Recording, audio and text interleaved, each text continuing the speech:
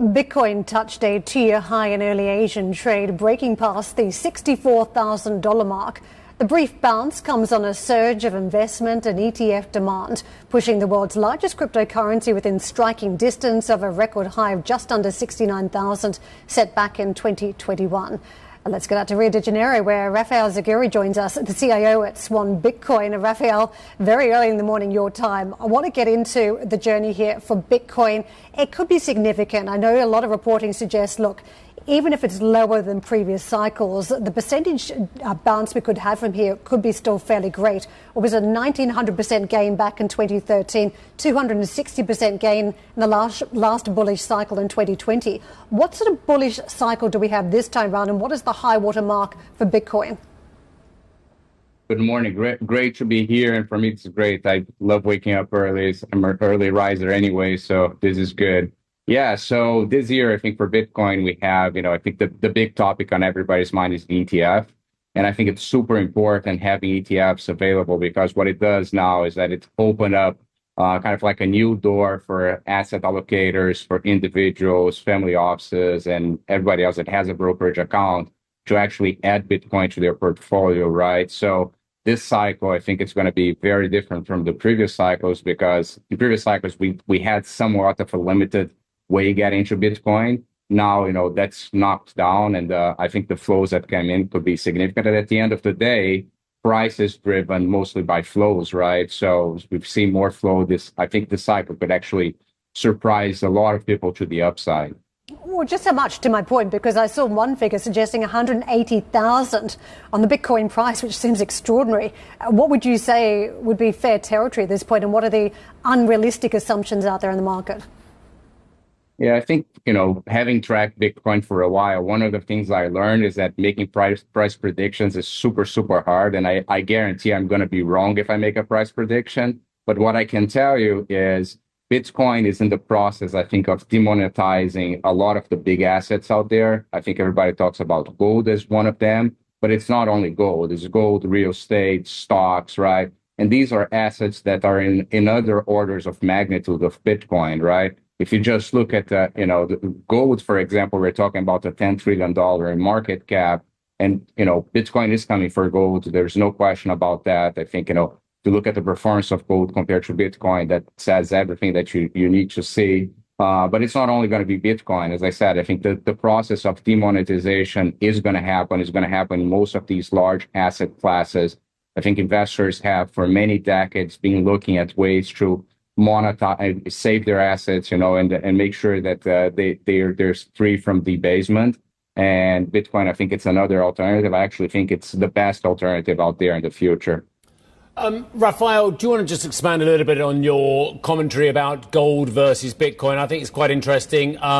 You've actually mentioned in your notes how gold is actually not an inflation hedge as well. Why don't you expand upon that? Yeah, absolutely. I think if we look, going back to the point I was making, through the last few decades, right, and many decades actually, I think investors have been trying to find ways to save their assets, right? If you know one thing for sure is that base currency gets debased in the long term. And if you look at long-term charts of the dollar, of any other currency, you see that it gets debased. And through a process, I think, as I said, through decades, people have been looking at other assets. And that's true for stocks. I think, the inflation, when you talk about inflation, people think about, grocery shop inflation, which happens. But we've seen, I think, unparalleled monetary asset inflation in the last few decades, right?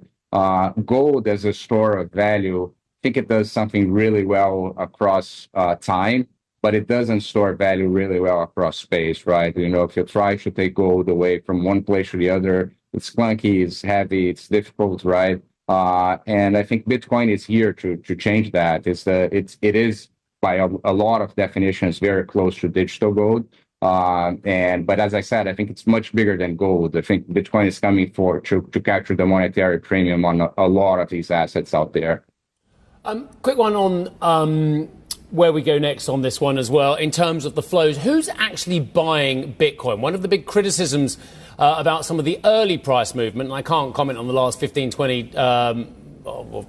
percent, but actually a lot of the early price movement was it was just the pros moving money amongst themselves. There was very little new retail money. Have you seen evidence that new retail money is coming into the underlying and into the ETF? Yeah, I think retail has been here for a while. Bitcoin, it's a different asset because it's an individual, starts from the individual usually, right? And anytime that you start to see, a bull rally in Bitcoin, it starts from individuals, starts from retail, which again, I think it's great. It's a very democratic asset. But I think when we look at what's really driving price now, I think we've moved up, and definitely we're seeing, particularly I can tell from at Swan Institutional, we're seeing a lot of clients coming in, institutional clients coming in and asking about, okay, so if I think about an asset allocation, how much should I think about my portfolio? What percentage? How do I allocate? Do I buy everything at once? Do I allocate through time, right? How does it fit in my overall asset allocation? And that's the other thing about Bitcoin. If you just forget about what it is, and if you just look at the historical returns, right, and the historical correlations to other major assets, it just fits so well in a portfolio, right? It has everything you want in an asset portfolio. Low correlation to other major asset classes, positive returns in the long term, and yeah, it comes with volatility, but volatility of course cuts both ways, and price is skyrocketing like it is right now. Very few people complain about volatility. I can guarantee you that. Raphael, let's talk about the 19th of April, the next Bitcoin halving. This effectively a reducing supply. How do we think about this one? Have the front-loaded gains already happened where investors are positioning for the halving, or is there more to come? Yeah, there's a huge, discussion on the Bitcoin ecosystem around is the pricing is the halving priced in or not, right? Well, one thing, Bitcoin is a very different asset because the price deflation, or should say the issuance deflation, it's written in code, right? So we know exactly what's going to happen. We have a very good idea of when it's going to happen. So new supply is going to be cut in half, somewhere between April 19th and April 20th. And that just, it's another point, I think, when you look at, we just talk about the demand side, the flows, the institutions coming in, we're also going to have a potential supply shock because, instead of having 6.25 Bitcoins being issued every 10 minutes, we're going to go to 3 1/8. And, but is it priced in or not? That's a huge discussion. And, I don't think we're going to get to a conclusion in this short segment. But I'll tell you one thing. I think another good thing about Bitcoin is that all the inflation that we see in Bitcoin, very different than the inflation that you see in major markets, it's expected and written in quote inflation, right? And Milton Friedman used to say that the big problem with inflation is not only inflation, it's unexpected inflation, right?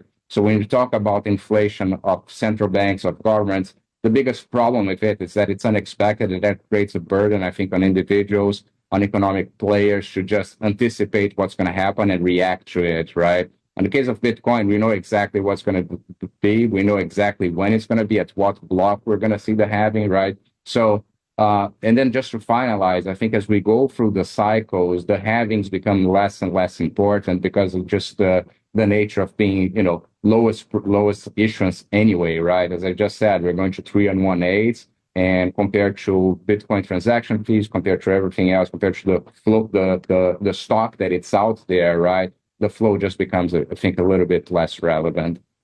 We've covered a lot of ground, Raphael. Thanks for getting up early for us. It's good for you getting up early. I do it every day. And look at me, I'm only 25. Raphael, thank you very much indeed for that. Raphy Zagury, who is CIO at Swan Bitcoin.